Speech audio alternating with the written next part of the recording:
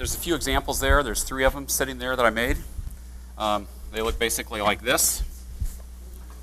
So what I want to do tonight is talk a little bit about why you want to make a stave box, or why I want you to make a stave box, and then kind of just show you the steps in making them, or at least the steps that I use. The way I do it's not the way everybody does it, but there's a lot of variations, so I'll show you how I do it. So the first question is, why would you want to make a box like this, a stave box? Well, if you look at the top of this box, it has a bead on it. It says Beads of Courage. Is everybody familiar with Beads of Courage? Is anybody not familiar with it? If you're not familiar with it, let me just say that it's a program for kids that are in the hospital that are very sick. Most of them have cancer or something else very serious.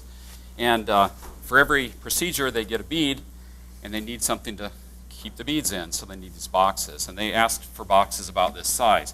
So at the end, I'm going to give people, if they want them, some staves that they can use to make their own boxes, and I'll give you a bead like this that you can put in to make Beads of Courage box. Okay, so why make stave boxes? Why not? I mean, there's a couple other ways of making boxes. You can take a solid piece of wood and hollow it and make a box that way. You can use segmented turning to cut little pieces and glue them together.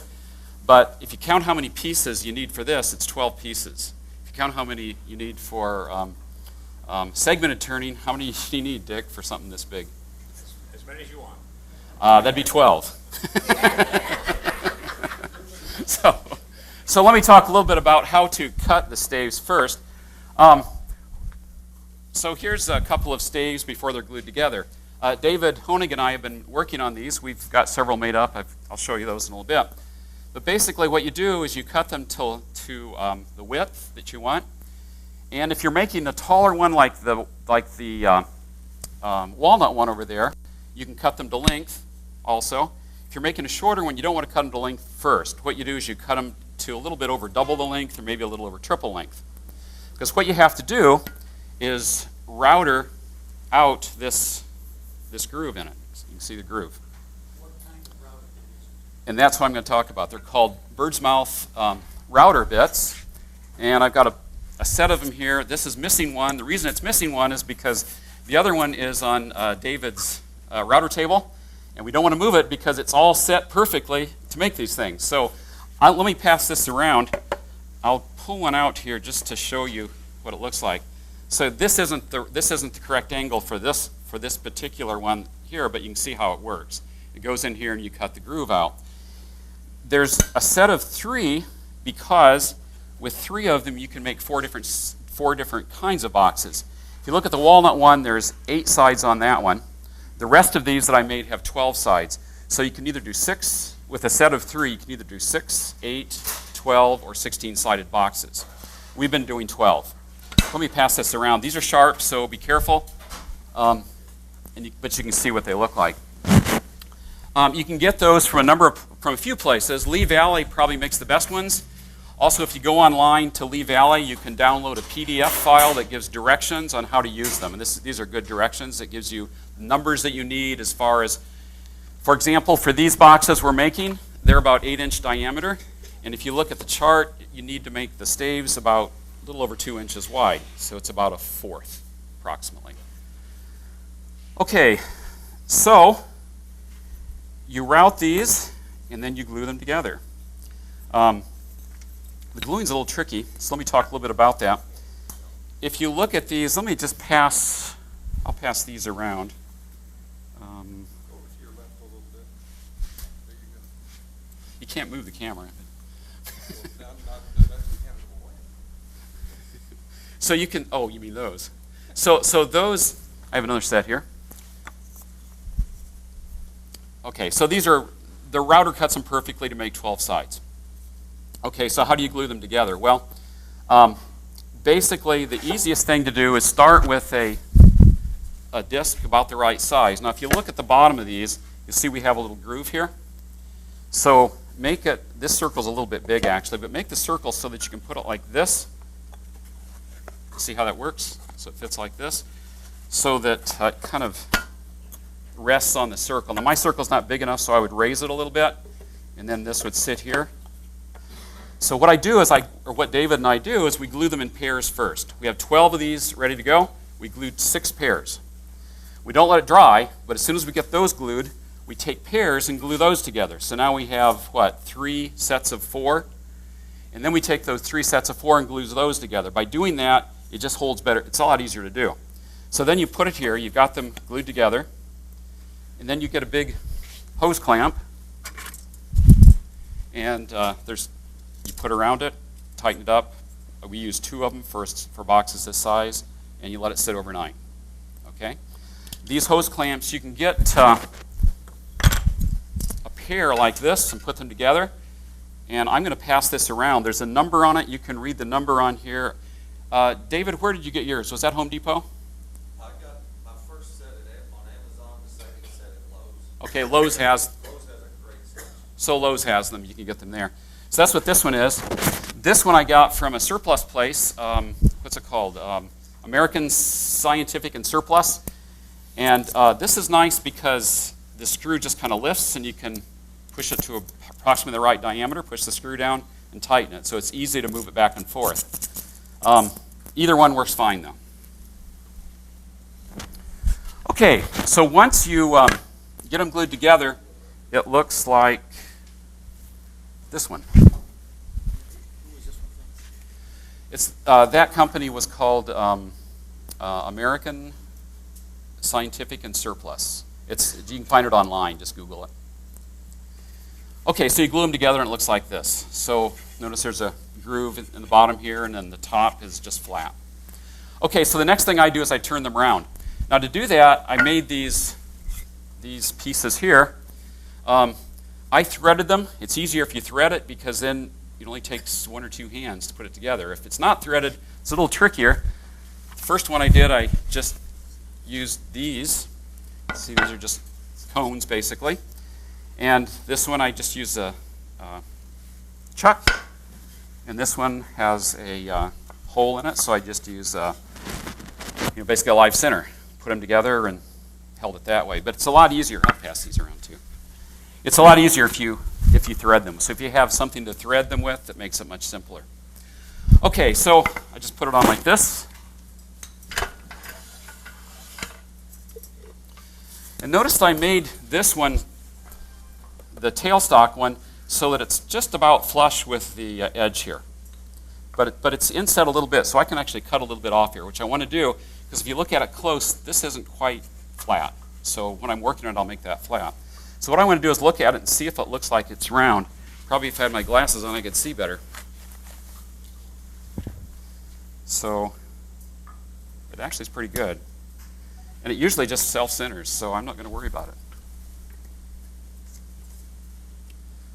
Okay, so now I'm going to turn it, and what I want to do is make it look like this when I'm done. So I'll just pass this around. This is kind of a barrel shape.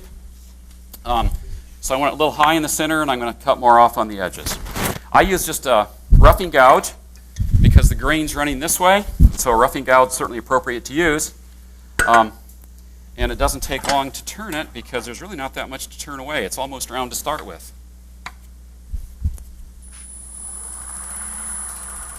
Move that up a little bit.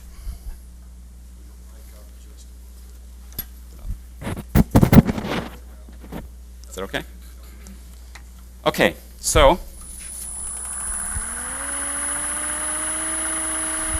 by the way, this is the step. Well, no, this isn't the step, but it's close to the step where John Beasley got hit with the piece flying off.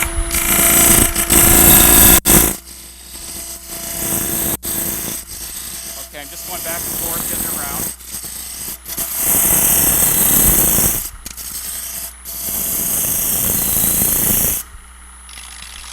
Pretty close. I'm going to make it barrel shaped, so I'm just going to take a little bit off of each side.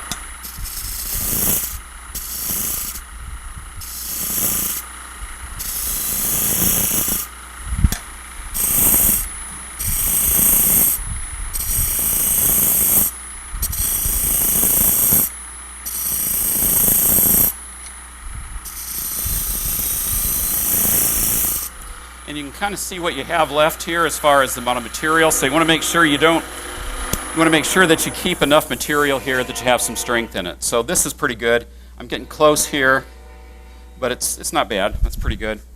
You also want to make sure you don't have any flats.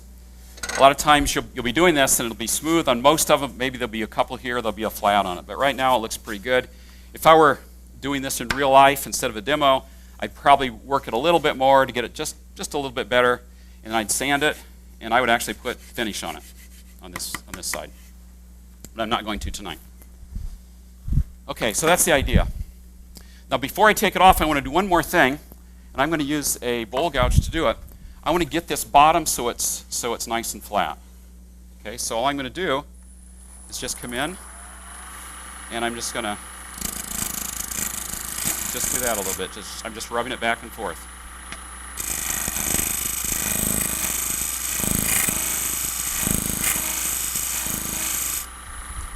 And now I hope I have a flat. Yeah, that's pretty good. If you look close, I don't know if you can see it there, but right here there's a crack. So what I would do with that is I would take some wood glue, put it in there, take some of these, work it in, sand it, and you'd always see it a little bit, but it wouldn't be real noticeable. But this happened because probably we didn't get it routed quite perfectly. You know, when we routed where it fits together, we just probably slipped a little bit, and once in a while you get one of those. That's the only one I saw, though. I think the rest look pretty good. Okay, so that's that step. You don't cut the top, you don't flatten the top? No, I'm going to do that later. I mean, I could. If I would have made this a little bit smaller, I probably could have, but the thing is, it rests at these points. So if I made this flat, I wouldn't be able to get into those points. So we'll do that later. Once I get the bottom on, then I'll be able to chuck it on. So pass that around. Okay, so now I have something like this with the finish on. So the next thing is I want to make a round peg to fit in a square hole. Except it's not square, it's a dodecahedron, or dodecahedral hole. So, but I want to make it round, because I don't want to make a dodecahedron, whatever it is. So I'm going to make this. So I'll make it round, and I want to make it so it fits in nice and snug, like that. Okay. So then when I glue it, it should be a pretty good joint. Okay. So I'm going to pass this around. If you notice, I put tape on here, and the reason I did that is because when I glue it, I'm going to have glue smeared on here, and if you notice, I have the finish on here, but there's no finish around this edge. So I tape that off, cut the tape off so that I have a place where I get a good glue finish. Now once I get the glue on there, I notice that I can't see these corners so well. There's corners here. So sometimes I'll put this on, and I don't know if you can see it or not in the camera, but you can see that some of the corners show with no finish. Can you see that? Oh, not from there you can't. Like right here, can you see it? Yeah. So what I did was I put tape here and matched them up. Okay, so I know where to glue it when I get the glue on. Okay, so I'll pass this around, and I'm going to make that bottom now. So I start with the blank. It's a little bit bigger diameter than that. That's about a little over 8 inches, so this is, I don't remember if it's 8.5 or 9, something like that. And so I guess I don't need this on anymore. Are you worried about that bottom expanding? I am. I'm worried about that. Okay. But I don't worry too much about it. It hasn't happened yet. And it's a possibility. It certainly is. Yeah. Yeah. I think, though, the advantage is that this is the kind of thing that would be kept in the house. You wouldn't have that much change in humidity and temperature, so hopefully it won't be a problem. Okay, so to do this, what I'm going to do is I'm going to put a chuck on, and I'll put a live center here. And then I've got the center marked, so I'm going to go to the center.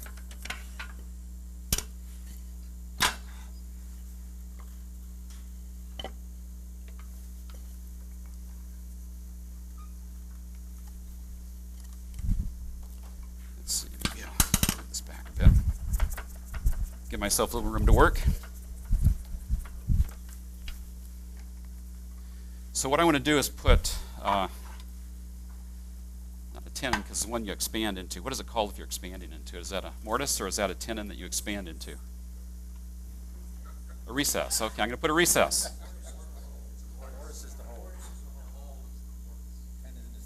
So this is a mortise. I mean, this is a mortise. Okay, so what I'm going to do is I'll just use a bowl gouge and and I'm going to make it fit this chuck. So I kind of have it here, and I can see here, so I know about where to turn.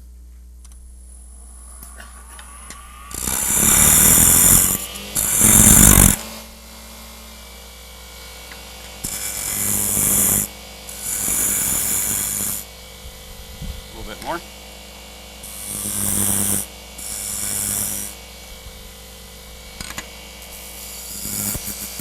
Okay, and now I have this tool. So let me talk a little bit about that. This is basically a Harbor Freight scraper that I bought some time ago. Is that a good place for it, Mike? Okay, and you can see how I ground it. Basically what I want to do is I want to go in like this, and pull it to me, and that'll put a dovetail tenon on it, or dovetail shape. So I can just kind of go like this.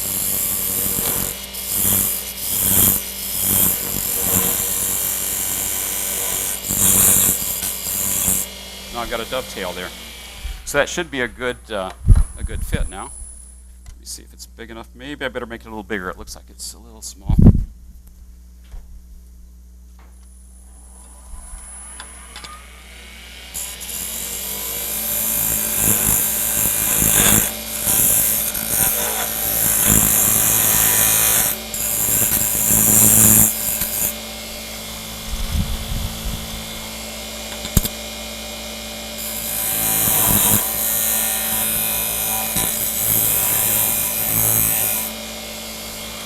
Okay, that should do it.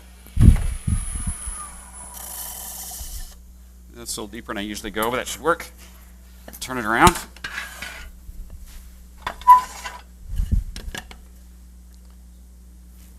And let's see, I guess I left it here.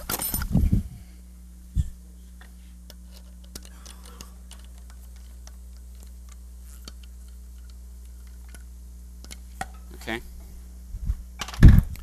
So now I'm ready to make the bottom.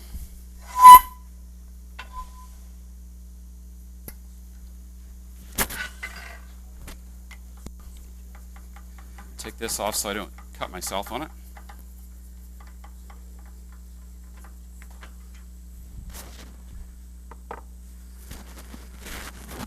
Okay.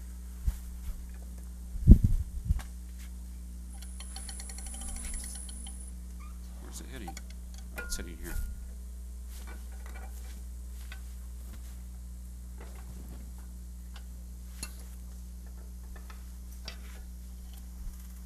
Okay. So I'm going to flatten this first.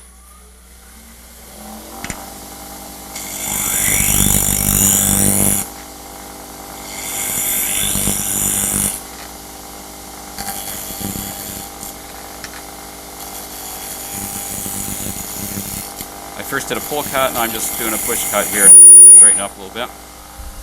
Looks pretty good. I'll go ahead and make it true now. Make it round.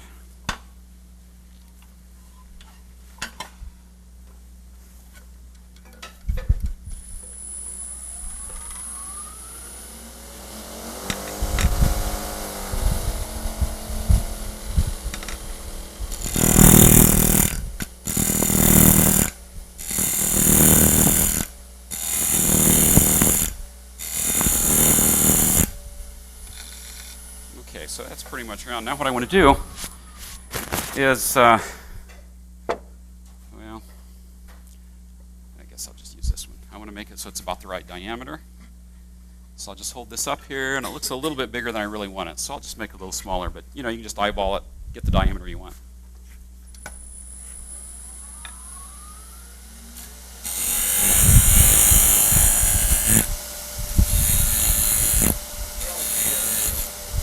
What's that? Oh, I've got it 32. That's probably higher than it should be.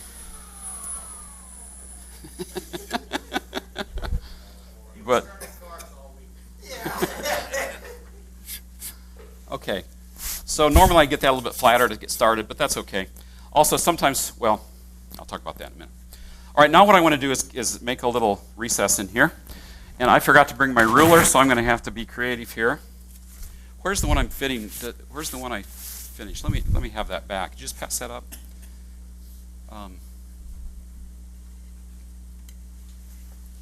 So what I normally do is just measure across from one flat to another flat. That's the diameter you want it. But I don't think, I don't remember seeing my ruler, and I don't think my 6-inch one is going to work. Oh, that's good. That'll work. Thank you.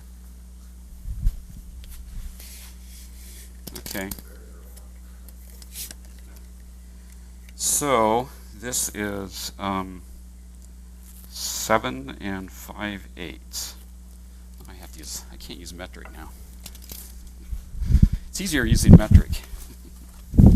So what's half of 7 5/8? 3.5 plus 5/16? 3.5 plus 5/16. What's that? 9/16? Need a mathematician. We need a mathematician. I think it's 3. Let me mark the center. So what was it? It was 3 and 13. I'll take your word for it. So I'll start here. 2, 3.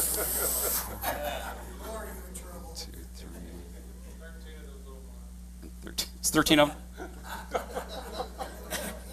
I'll probably get it wrong. I'll put a mark here, and if it's wrong, I'll fix it. Oh, I need to work on that a little bit. So before I mark it any further, flatten it. All right, let's get that a little flatter. Thought I had it flatter than that.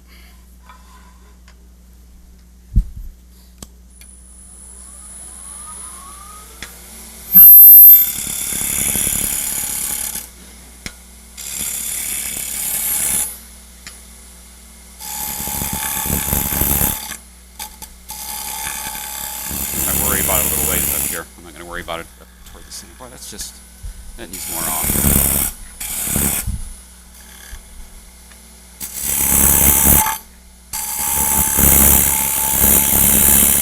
I think the board was cupped a little bit.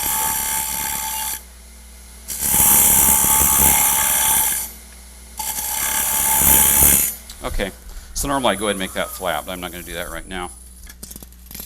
And I don't remember what the numbers were. Does anybody remember? Okay. 6, 12, 13. Okay. Let's see if that works. Yeah, that's close enough for now.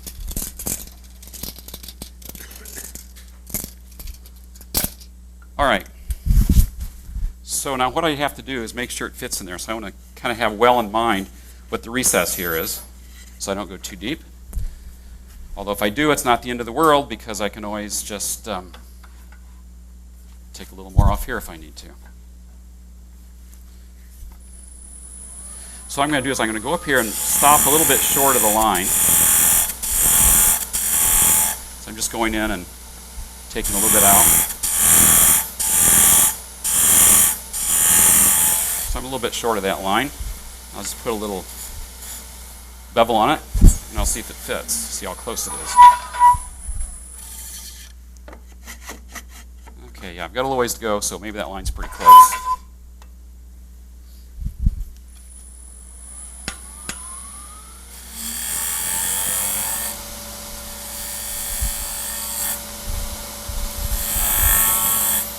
Go a little deeper.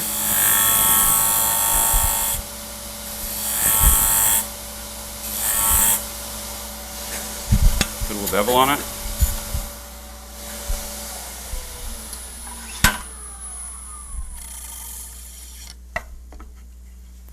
Okay, that's getting close, but not quite there. When nobody's watching, this goes a lot better. So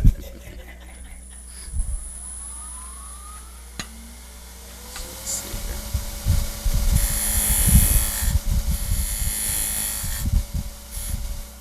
That should be close. I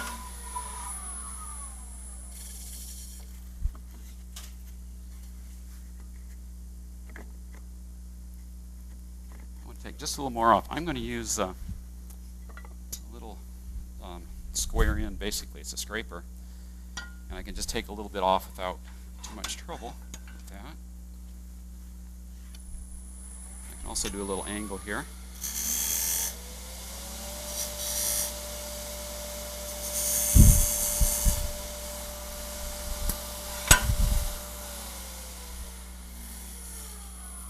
So you just have to kind of take your time and do this. Yeah, that's too loose. But the advantage is this is fairly thick. I made this recess more than I intended to, so that's not good, but I can just take a little bit more off. I mean, I can just kind of flatten this. That's why I didn't make that too big. And I don't know why I didn't leave a little bit there to see where I was, but I didn't. And I'm not going to do this very long. You get the idea. You just have to be patient. And don't have anybody watch you while you're doing it. Okay, so that's real close. Let me just see if I can get that to fit.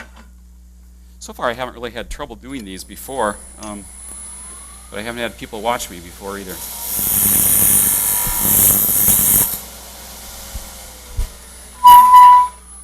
This is my last attempt. This doesn't fit. Oh boy, that's close. Okay, well, you get the idea. I would go just a little bit more, but it's really close now. So I'm going to stop there because I don't want to waste any more time on that. But you get the idea of how that works. It's not that hard to do, especially if Pete's not here heckling me or something. And then you want to, once you get that on there, flatten this. And what I like to do is once I get it flat, I forgot to bring it, but I have a board with a flat board with sandpaper on it. I'll just hold that sandpaper there and it just flattens it out, so it's good for then doing the finer grits of sandpaper. Yeah. Neal, I didn't notice you on the groove that you've got in the glued up pieces. I noticed you flattened the outside, but I never saw you flatten the inside of that groove. Yes, I don't. I don't flatten the inside, and the reason I don't flatten it is because I don't know any safe way to do it. This is exactly what happened to John Beasley when I was in his shop. We had this kind of mounted with some kind of a jig here so we could get into here. And I was cutting here, and we got a catch, and it went flying off and hit him. So I don't even try to do that. The key is when you're, and maybe I didn't mention this, but the key is, yeah, I forgot to mention, but I was going to tell everybody that when you see John leave, that's the dangerous part. When you're gluing them together, like here's two staves. I wanted to show you these two. Notice that they're different lengths. Can you see that? Okay. And if you look at this, if you put them right with the top, the bottom matches perfectly. So when you're gluing them together, that's why you want to push them against the circle here. That way you get them pretty good here at the bottom. If you look at the finished boxes and this one here, if you look inside and look in there, you'll see that there are little gaps around there, some of them, because they aren't just perfect. So I'm not getting this just perfect. Now the way that Jonathan Searles in Dallas does it, he doesn't put these grooves in. He just makes them flat here. And what he does is once he glues them together, he puts them on a piece of sandpaper, moves them back and forth, and gets the bottom flat. And then he just glues them directly there. I kind of like the tenon better because I think it gives a better, if you can get a good solid fit there, I think it's just a little better. But you could do it the other way also. Okay. So once you've made that, what I like to do, I think I mentioned before, I put tape around here and cut the tape, trim it. Oh, and I also put whatever profile I want here, so I don't think I need to do that. You know how to put a profile on it. I'll just put a little curve on here. So what I do then is finish all this. That way when I glue it together, if the glue squirts out, it's easy to clean up because it's not going to get in the grains because you got the finish on it. Okay, so at this point, we've got, once you glue it together, it looks something like this. Okay, so that's what we have. So the next step then is to cut the groove out here on top. So that's what I want to do next. And this is one that I've already glued up. So pretend like we glued them together and it's been sitting overnight. Neal, Yes, why are you finishing it in parts? Why not wait till the end? just for the gluing. When the glue squeezes out, it's easier to clean up if you've already got the finish on it. That's the only reason. Well, the other thing too is I'm using lacquer spray. It's hard to spray inside a box with lacquer spray. If you're using a wipe-on spray or something, then it wouldn't matter so much. Okay, so let's go ahead and do this one. I'm sorry? Yeah, because, oops, I turned the wrong way. Wasn't watching, I was listening to you. So why do I put tape on it? The one I passed around there had 2 pieces of tape, one on the side and one on the bottom, and I had marks on it. And the reason is because when I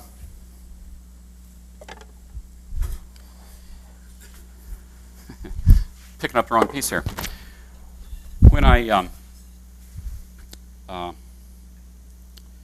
okay, so when I tape this off, I'm making lines here, because this is a 12-sided figure instead of round.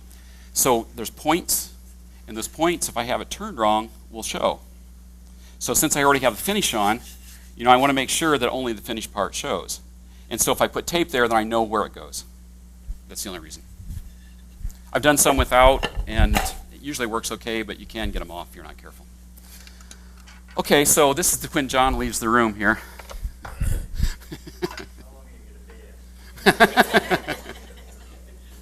Actually, this isn't the way we had it, though. We had it a different way. We've got this chucked on. It's good and tight, so I don't think there's any danger, but he was in the front row might learn differently. So all I want to do now is, and notice it isn't perfect. I don't know if you can see that or not. Over here you might be able to see that it wobbles just a little bit, and that's just the nature of it. Okay, so all I'm going to do is just take a little groove out here.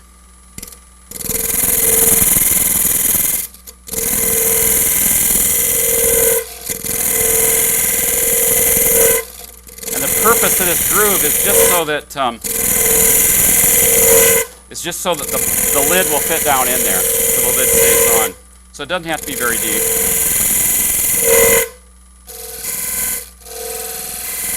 That's probably enough. So you can see I just have a nice little groove there. This is not perfectly straight. I don't know if you can see this spot here. Can you do it from top, Mike? Can you see that? That it's just not. So I'm going to true that up a little bit too. So I'll just.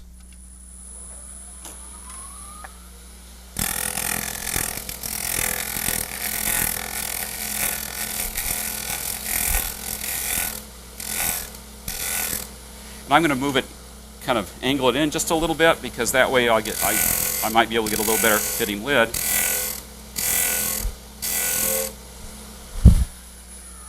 And that should be good. That's it. And that basically is the end of the box part. What I would do now, if I were home, is I would put I'd sand this, put sanding sealer on it, and then I would spray it with lacquer. Oh, except for one thing, I forgot the bottom. So I'd also take the bottom off. Now let me tell you how I do it, and I'm not going to do it tonight, but the way I do it is I use a vacuum chuck. So here's the piece for the vacuum chuck, and I just if